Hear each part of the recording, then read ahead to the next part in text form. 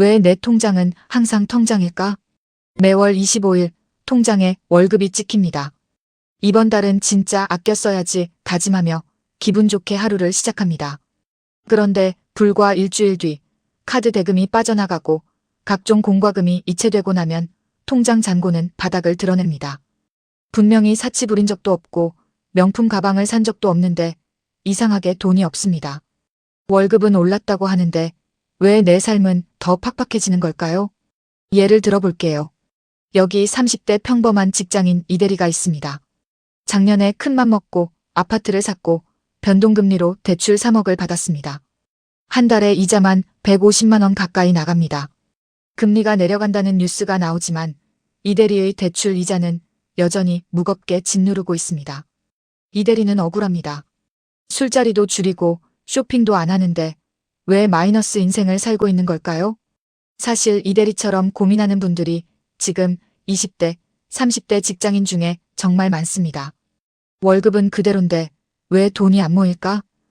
이 질문에 대한 답은 여러분이 게을러서도 사치를 부려서도 아닙니다. 바로 우리 눈에 보이지 않는 구조적인 착취 시스템과 일상 속에 교묘하게 숨어있는 숨은 지출 때문입니다. 오늘은 물가, 세금, 수수료가 어떻게 우리의 월급을 합법적으로 갉아먹고 있는지, 그 끔찍한 구조를 파헤치고 2030 직장인들이 이 구조에서 벗어나 돈을 모을 수밖에 없는 실전 절약 시스템을 완벽하게 세팅해 드리겠습니다. 파트 1 구조적 변화 마이너스 물가, 세금, 수수료의 삼각편대. 우리가 돈을 못 모으는 첫 번째이자 가장 큰 이유는 내 월급 빼고 다 오르는 세 가지 거시적 구조 때문입니다.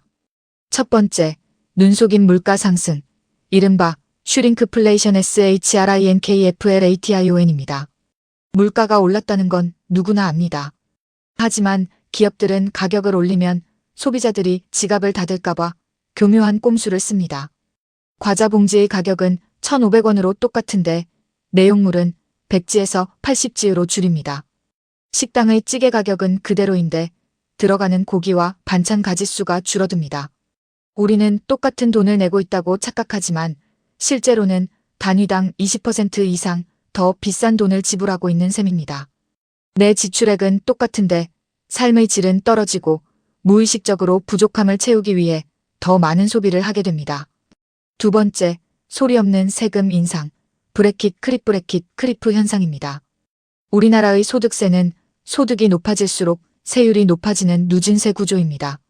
문제는 이 과세표준 세금을 매기는 기준 금액이 과거의 물가 수준에 머물러 있다는 점입니다. 예를 들어 내 연봉이 3천만 원에서 4천만 원으로 올랐다고 가정해 봅시다.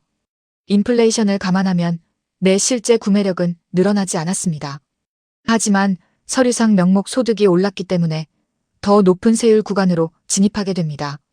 정부는 세법을 개정하지 않고도 인플레이션만으로 여러분의 지갑에서 더 많은 세금을 합법적으로 빼가고 있는 겁니다. 월급 명세서를 보면 세전 금액은 올랐는데 세후 수령액은 찔끔 오르는 이유가 바로 여기에 있습니다. 세 번째, 편리함으로 위장한 수수료 경제피 이카노미의 확산입니다. 과거에는 물건을 살 때 물건값만 내면 됐습니다. 하지만 지금은 모든 서비스 중간에 플랫폼이 끼어 있습니다. 배달을 시키면 음식값 외에 배달 수수료 3,000원, 5,000원이 추가됩니다. 택시를 부를 때도 호출 수수료가 붙습니다. 심지어 중고 거래를 하거나 송금을 할 때도 야금야금 수수료가 빠져나갑니다. 과거에는 존재하지 않았던 이 통행세들이 하루에 12,000원씩, 한 달이면 10만 원 가까이 우리의 월급을 갉아먹고 있습니다. 파트 2 내 계좌를 녹이는 숨은 지출 5가지. 거시적인 구조가 이렇다면 이제 우리의 일상생활을 돌아보겠습니다. 2030 직장인들의 통장에 구멍을 내는 주범, 숨은 지출 5가지를 공개합니다. 1. 가랑비에 옷 젖는 구독료 서브스크립션 퍼티그 넷플릭스, 유튜브 프리미엄, 쿠팡 로켓 배송, 스포티파이, 클라우더 용량 추가까지. 한 달에 1만 원 남짓이라 이 정도쯤이야 하고 가입한 구독 서비스가 몇 개나 되시나요? 한국 직장인 평균 구독 서비스 이용 개수가 45개에 달합니다. 한 달에 56만 원, 1년이면 70만 원이 넘는 돈입니다. 더 무서운 건 이런 서비스들은 안 쓰는 달에도 자동으로 결제된다는 점입니다. 기업들은 여러분이 결제해지 버튼을 찾는 것을 귀찮아한다는 사실을 너무나 잘 알고 있습니다. 나를 위한 보상이라는 착각, 시발 비용과 홧김 비용 스트레스 받는 날, 퇴근길에 무심코 비싼 배달 음식을 시키거나 충동적으로 옷을 산 적 있으신가요? 직장인들은 스트레스를 해소한다는 명목으로 소비를 정당화합니다. 여기서 강력한 심리적 요인이 작동합니다. 바로 현재 편향 프레전트 바이어스입니다. 사람들은 미래의 큰 보상 저축으로 모은 목돈보다 당장의 작은 보상 스트레스 해소용 치킨, 쇼핑을 훨씬 크게 느낍니다. 내가 이 고생을 하는데 이 정도도 못 써? 라는 확증 편향이 더해지면 무의식적인 소비는 걷잡을 수 없이 커집니다. 3. 무이자 할부의 덫과 리볼빙 리발빙 무이자 6개월이니까 한 달에 3만 원만 내면 돼. 라며 결제하는 습관은 최악의 지출입니다. 할부는 미래의 내 월급을 당겨 쓰는 빚입니다.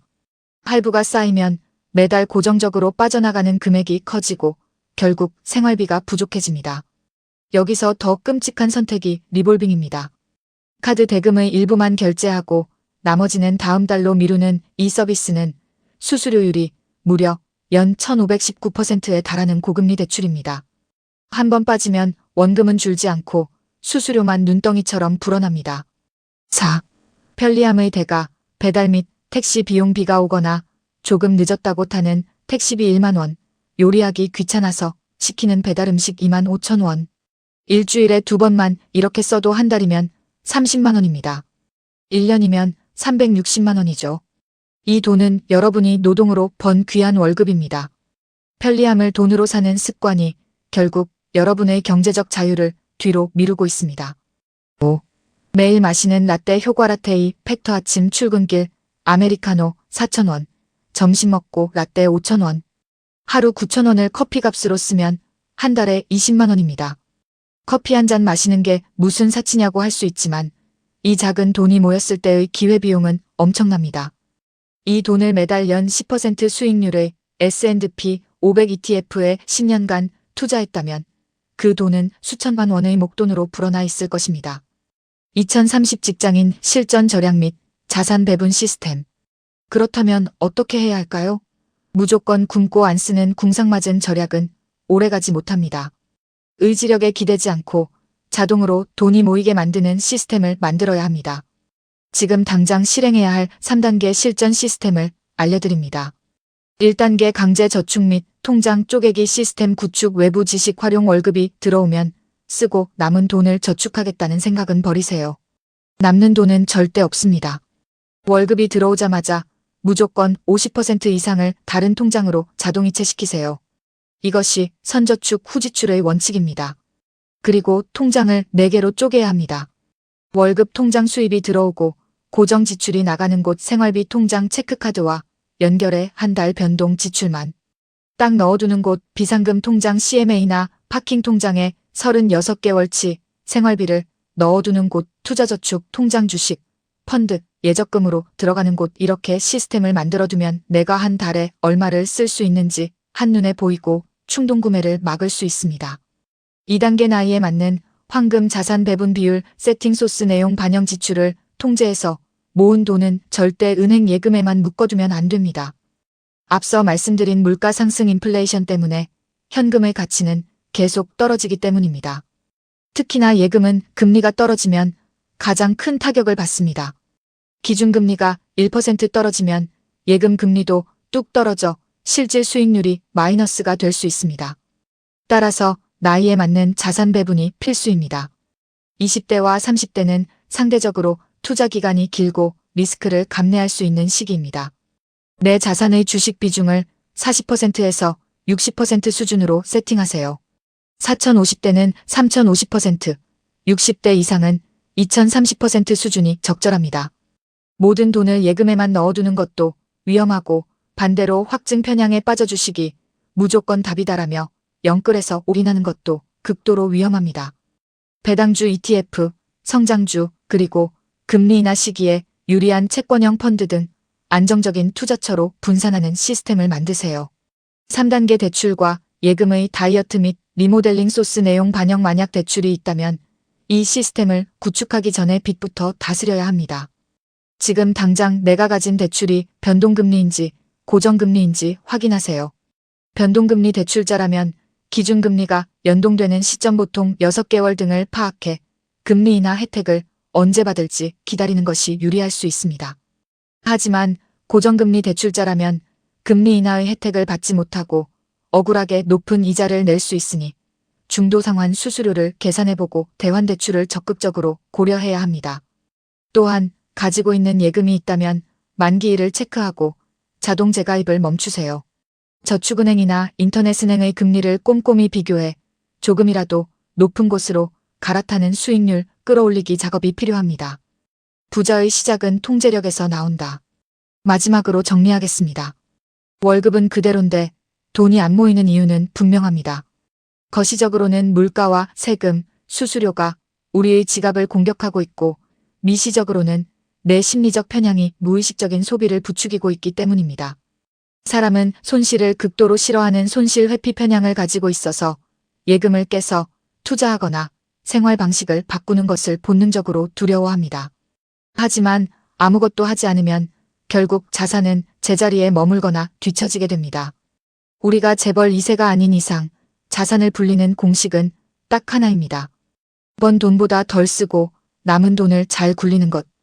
오늘 당장 여러분의 스마트폰을 켜서 안 쓰는 구독 서비스를 해지하세요. 배달 앱을 지워보세요.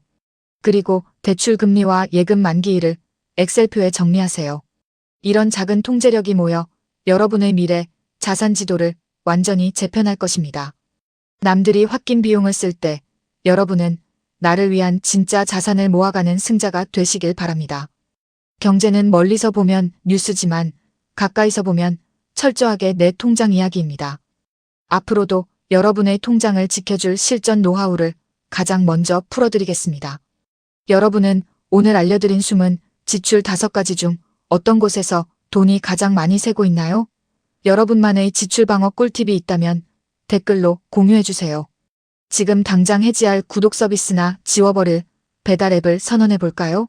공개적으로 선언하면 절약 의지가 2배가 됩니다.